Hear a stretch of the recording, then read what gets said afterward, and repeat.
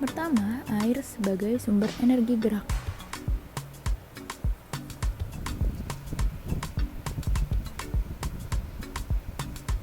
Alat dan bahan, keran air, dan kincir air sederhana.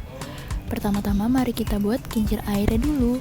Yang dibutuhkan adalah botol besar, styrofoam atau gabus, karet gelang, tusuk sate, dan gunting. Pertama-tama kita potong menjadi 3 bagian botolnya. Kita buat baling-baling menggunakan styrofoam yang ditusukkan ke tusuk sate. Setelah jadi, hasilnya seperti ini.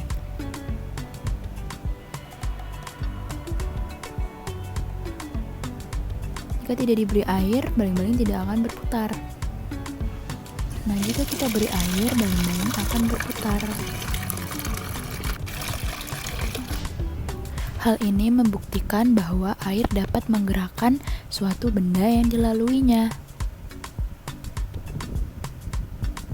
Kedua, uap sebagai sumber energi gerak.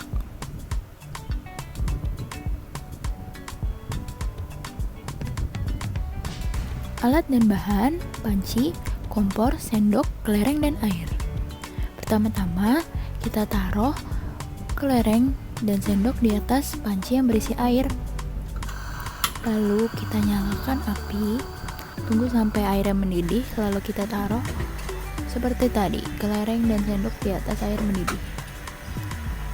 Setelah dilakukan pengamatan, kelereng akan bergerak karena adanya uap dari air. Hal tersebut membuktikan bahwa uap dapat menggerakkan suatu benda.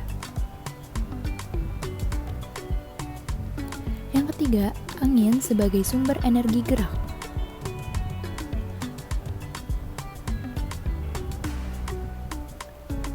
Alat dan bahan ada kincir yang tadi kita sudah bikin, kertas, dan kardus ukuran HVS. Ini adalah kardus, lalu ada HVS. Kita kipaskan kardus tersebut ke arah HVS.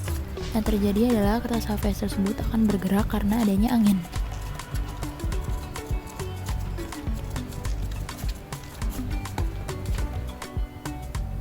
Lalu kita coba pada kincir. Kincir kita tiup akan berputar karena adanya angin. Kesimpulannya adalah angin dapat menggerakkan suatu benda.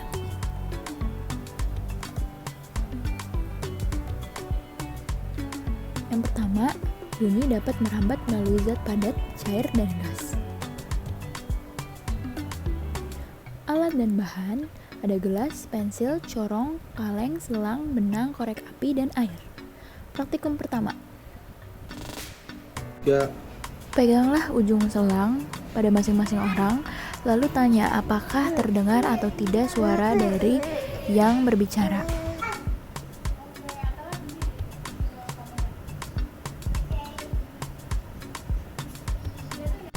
Kesimpulan praktikum 1, suara yang didengar cukup jelas dengan selang.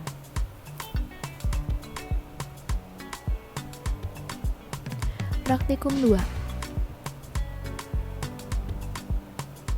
Kita isi air di gelas, lalu kita dekatkan corong di telinga kita, lalu kita pukul-pukul gelas dengan pensil kayu. Suara cukup terdengar jelas. Kesimpulan praktikum 2, suara gelas yang dipukul terdengar cukup jelas, lebih jelas daripada suara selang yang tadi.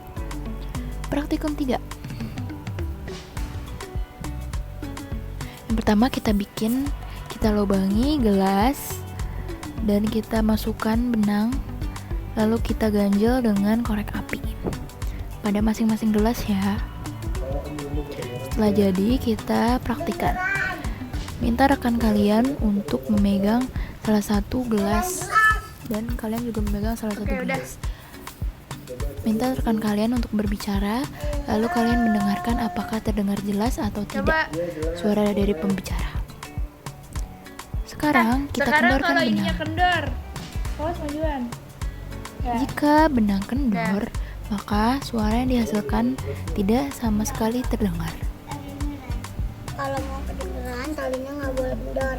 Kalau kendor talinya suaranya nggak jelas. Oke guys. Dadah. Kesimpulan praktikum 3, bila tali dalam keadaan tegang, suara yang didengar cukup jelas. Tetapi ketika tali kendur, maka tidak terdengar suara apapun. Sedangkan kesimpulan dari ketiga praktikum tadi adalah benda padat dan cair lebih mudah menghantarkan bunyi daripada benda gas. Yang kedua ada pemantulan bunyi.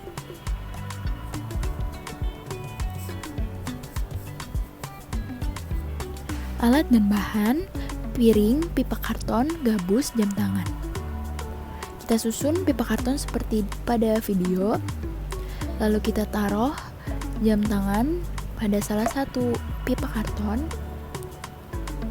Lalu kita dengar di sisi pipa karton satu lagi apakah terdengar suara detik dari jam tersebut atau tidak. Jika tidak diberi apa-apa, detik tersebut terdengar tapi kecil. Jika kita beri gabus, detiknya tidak terdengar atau samar-samar saja. Ketika kita beri piring, suara detik tersebut sangat amat terdengar.